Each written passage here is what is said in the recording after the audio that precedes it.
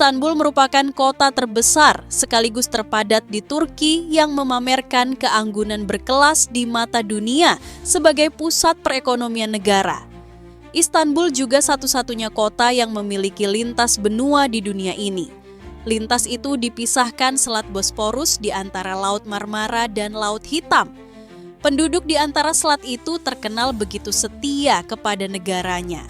Namun masing-masing penduduknya memiliki pemaknaan tersendiri, terutama dengan aktivitas sepak bolanya.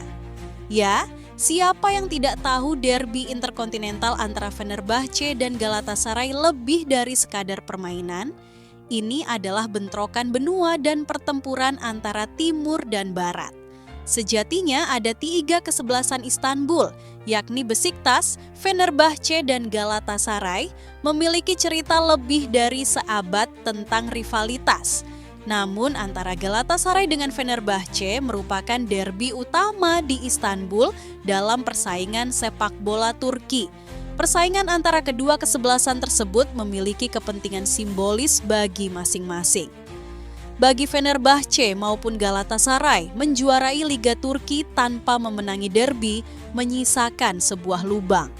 Selalu ada ketertarikan besar pada derby yang bertajuk Kitalar Arasai Derby. Ciri khas dari derby itu termasuk penjualan tiket yang selalu habis, dukungan keras sepanjang pertandingan, dan saling ejek koreografi antar pendukung kedua kesebelasan sebelum dimulainya pertandingan.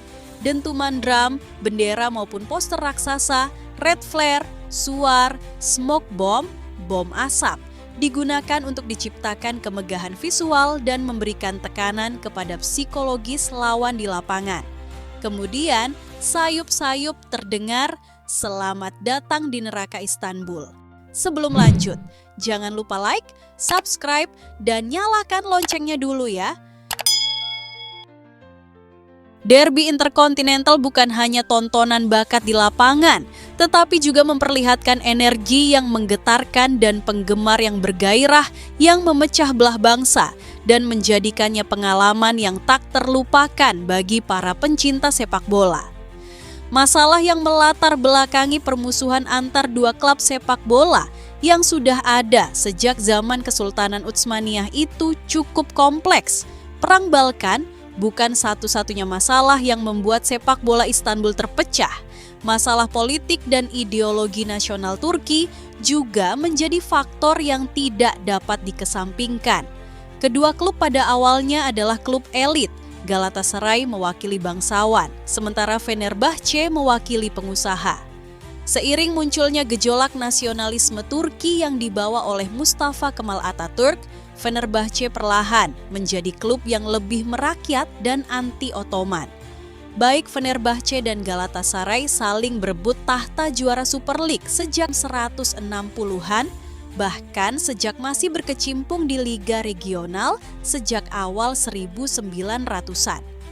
Sebelum saling sikut untuk menjadi yang terbaik di Istanbul dan Turki, ada patutnya telusuri sejarah kedua kesebelasan itu terlebih dahulu. Sama seperti kesebelasan Turki lainnya, Galatasaray merupakan klub dengan berbagai cabang olahraga.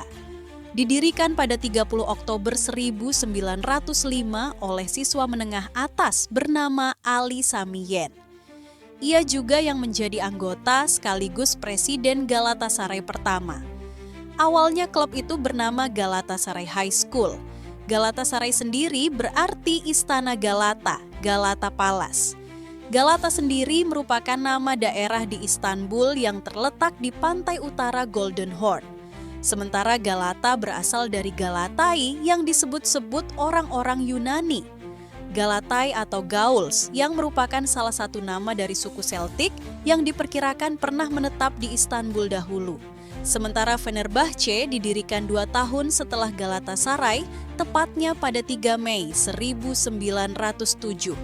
Jika Galatasaray dibentuk melalui sebuah instansi pendidikan, Fenerbahce dibentuk oleh sekelompok individu di kawasan Kadikoy, Istanbul, bernama Ziya Songlen, Ayatullah Bey, dan Necip Okaner. Mereka bertiga mendirikan klub olahraga Fenerbahce secara diam-diam agar tidak mendapatkan masalah dengan peraturan Ottoman yang ketat.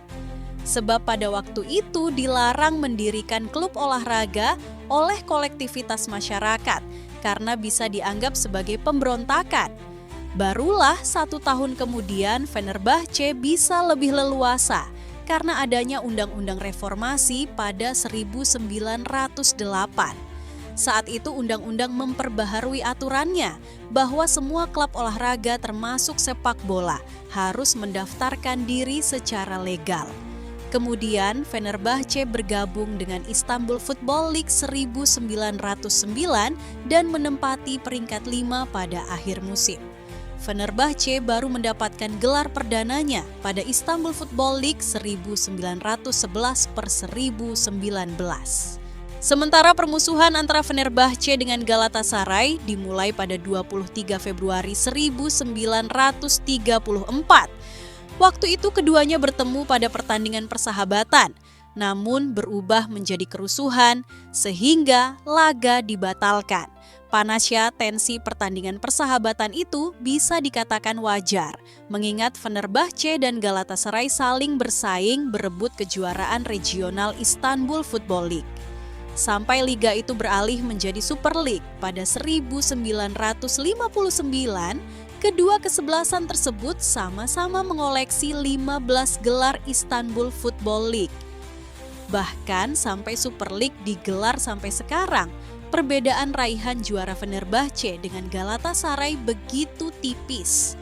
Di sisi lain, rivalitas perebutan gelar mereka sering dibumbui dengan tuduhan-tuduhan kontroversial. Ketika Galatasaray menjuarai Super League 2014-2015 misalnya. Kesebelasan tersebut dituduh terlibat dalam pengaturan skor agar bisa juara. Pertemuan keduanya selalu dihiasi dengan drama penuh kebencian dan persaingan. Tragedi 13 tahun lalu bisa menjadi salah satu cermin bagaimana perseteruan kedua tim begitu panas dan sampai merenggut nyawa pendukung mereka. Rivalitas yang banyak disebut sebagai rivalitas abadi. Bertempat di Sukru Sarakoglu Stadium, tepatnya pada 13 Mei 2012 silam, Galatasaray mengunci gelar juara mereka di kandang musuh bebuyutan mereka, Fenerbahce. Namun cerita indah pesta juara bukan satu-satunya yang didapatkan oleh Galatasaray. Tapi ada pula amuk supporter tuan rumah dan tragedi tewasnya seorang supporter. Galatasaray menyongsong pertandingan final playoff tersebut dengan optimisme besar dan semangat tinggi. Pasalnya di liga mereka mampu unggul 9 poin dari rival abadinya itu. Meskipun begitu, gelar juara Super League Turki ditentukan lewat playoff yang diikuti oleh 4 besar klasemen akhir musim kompetisi reguler. Playoff yang juga menentukan tempat mereka di kompetisi Eropa.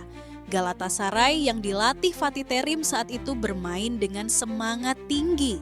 Meskipun bermain di kandang musuh bebuyutan mereka dan tak memiliki catatan apik di sana, klub berjuluk Sarı Kırmızı Lelar ini mampu bermain imbang tanpa gol. Hasil itu sudah cukup untuk memastikan gelar juara Super League 2011 sampai 2012 menjadi milik mereka, sekaligus lolos langsung ke penyisihan grup Liga Champions musim depan. Seperti layaknya sebuah derby, pertemuan antara Fenerbahce versus Galatasaray ini juga diwarnai insiden. Bahkan ada juga insiden yang sampai menghilangkan nyawa supporter.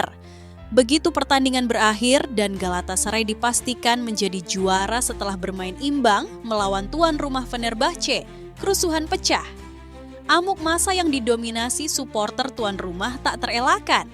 Kantor berita Turki Anatolian saat itu memberitakan bahwa kerusuhan yang pecah di Sukru Sarakoglu Stadium itu begitu buruk.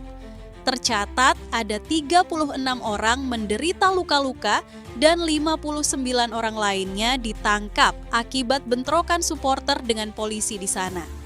Bukan itu saja, selain bentrokan, amuk massa juga merusak 9 mobil polisi, 6 ambulans, 85 bus, dan 1 mobil pemadam kebakaran. Bila bentrokan itu terjadi di Istanbul, tragedi yang tak kalah menyakitkan juga terjadi di kota Giresun. Masih dari sumber yang sama, dilaporkan Kemal Ayci, 40 tahun, tewas karena tertembak kepalanya ketika merayakan kemenangan Galatasaray. Tak diketahui identitas penembaknya, namun ada kemungkinan sang pelaku sedang merayakan kemenangan itu dan menembakkan senjatanya ke udara, tetapi terkena ke kepala Kemal.